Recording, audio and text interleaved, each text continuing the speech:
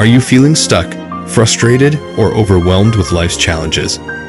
Do you find yourself asking, why is nothing going my way? If so, you're not alone. We all face difficult times, but the ancient wisdom of Buddhism can offer us a path forward. In this video, we'll explore 7 spiritual teachings of Buddhism that can help you navigate through these challenging times and emerge stronger and wiser. Lesson 1. Acknowledge your feelings. When we find ourselves in difficult situations, it is natural for negative emotions to arise. We may feel frustrated, angry, sad, or anxious. However, it is important to remember that these emotions are not our enemies. They are simply a part of our human experience. The first step towards acknowledging our feelings is to recognize them. This may seem simple, but often, we are so caught up in our thoughts and reactions that we fail to notice what we are actually feeling. To recognize our emotions, we must cultivate mindfulness and present moment awareness. This means paying attention to our body's sensations, thoughts, and feelings without judgment or attachment. Once we have recognized our emotions, the next step is to accept them. Acceptance does not mean that we condone or approve of our negative emotions. Rather, it means that we acknowledge their presence and allow them to be. This can be challenging, as our natural instinct may be to push away or suppress negative emotions. However, suppressing our emotions only leads to more suffering in the long run. In Buddhism, there is a concept known as the second arrow. The first arrow represents the initial pain or discomfort that we experience in response to a difficult situation.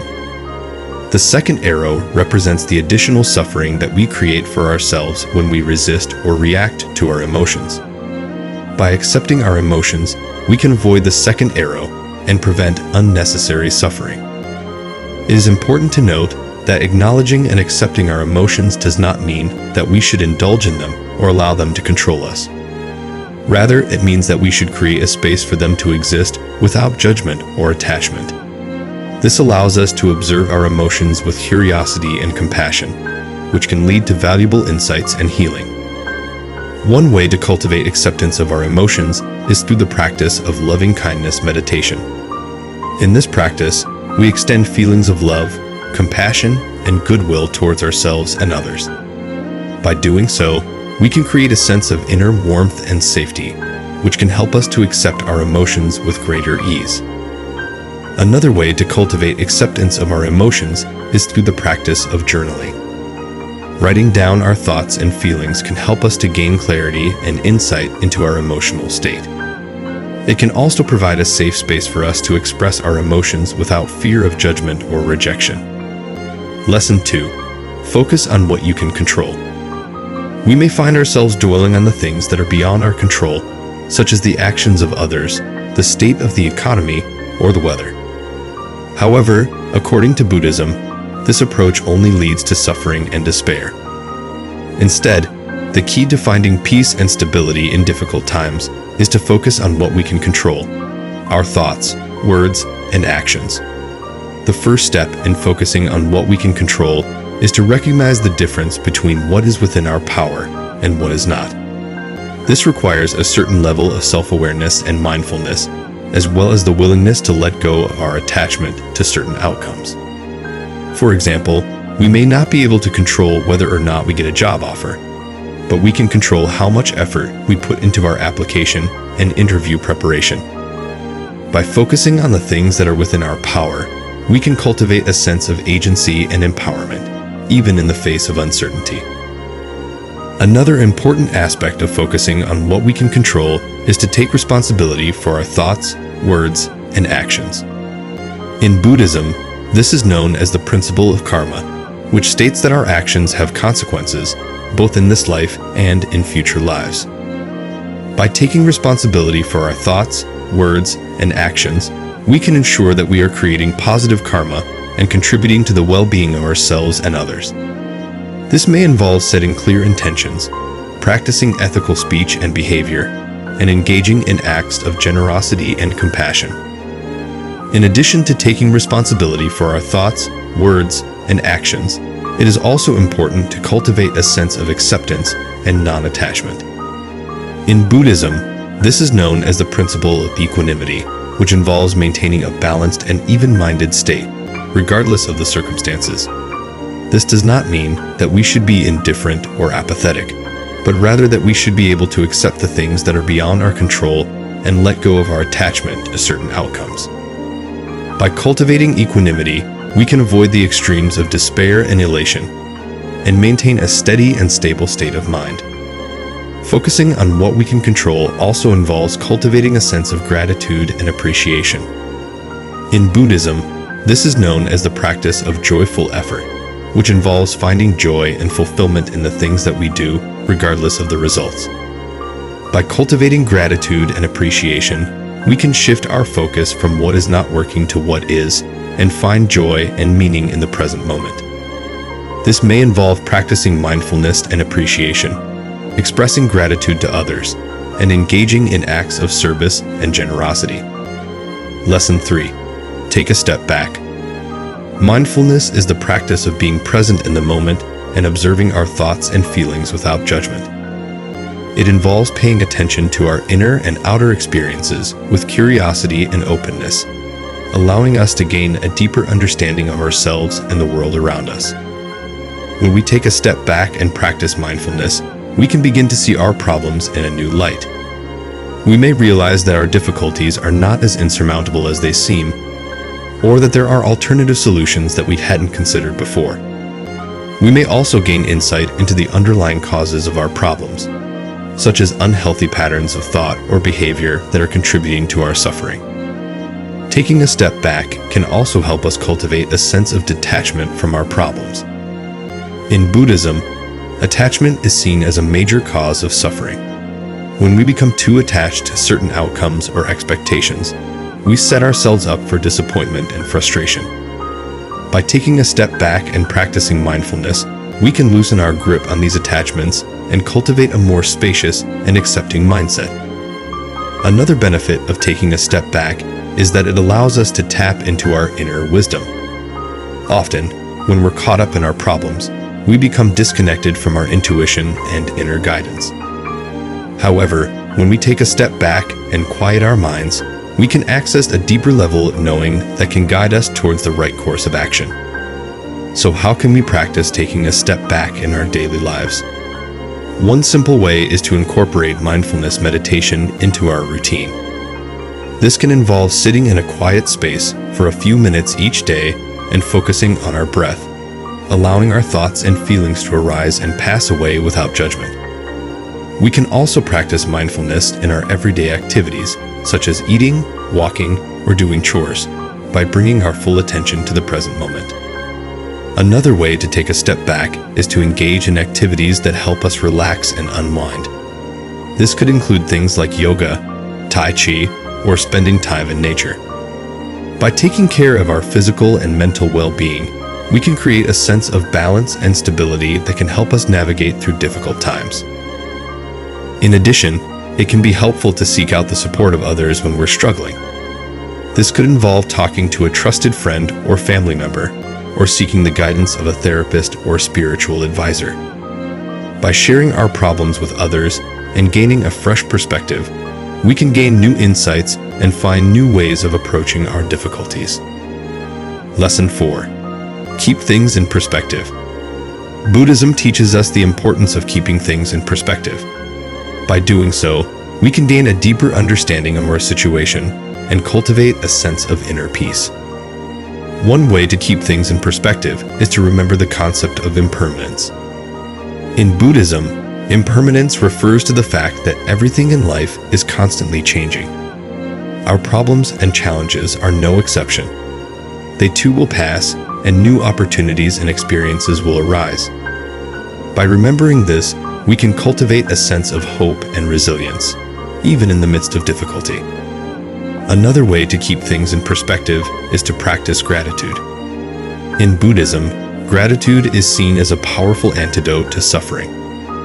By focusing on the blessings in our life, we can shift our attention away from our problems and cultivate a sense of joy and contentment. This does not mean that we ignore or deny our difficulties, but rather that we balance them with an appreciation for the good things in our life. we can also keep things in perspective by remembering that we are not alone in our struggles. In Buddhism, the concept of interdependence emphasizes the fact that we are all connected and that our actions and experiences impact one another. By remembering this, we can cultivate a sense of empathy and compassion for others who may be facing similar challenges. We can also seek support and guidance from our community, whether it be our family, friends, or spiritual teachers. Additionally, we can keep things in perspective by reflecting on the nature of suffering itself. In Buddhism, suffering is seen as an inherent part of the human experience, arising from our attachment to certain outcomes and our expectations about how things should be. By reflecting on this, we can gain a deeper understanding of the root causes of our suffering and cultivate a sense of acceptance and equanimity. It is also important to keep things in perspective by avoiding the trap of catastrophizing. In times of difficulty, it is easy to fall into a pattern of negative thinking, where we imagine the worst-case scenario and become consumed by fear and anxiety.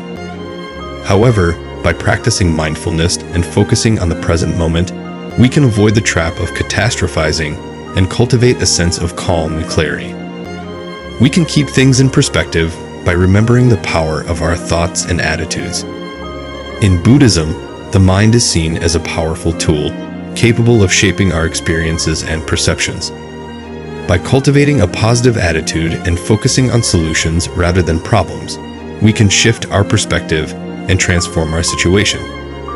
Lesson 5. Learn from your mistakes. In Buddhism, mistakes are seen as opportunities for growth and learning. When nothing is going our way, it can be helpful to reflect on our actions and identify any mistakes we may have made. By doing so, we can learn valuable lessons and make necessary changes, ensuring that we do not repeat the same mistakes in the future. The first step in learning from our mistakes is to acknowledge them. This can be difficult, as our ego often wants to defend itself and avoid taking responsibility for our actions. However, admitting our mistakes is essential for growth and transformation. As the Buddha said, the one who has made a mistake and does not correct it makes another mistake and increases the first. Once we have acknowledged our mistakes, the next step is to investigate their causes. In Buddhism, this process is called wise reflection. Wise reflection involves examining our thoughts, feelings, and actions to understand how they contributed to our mistakes.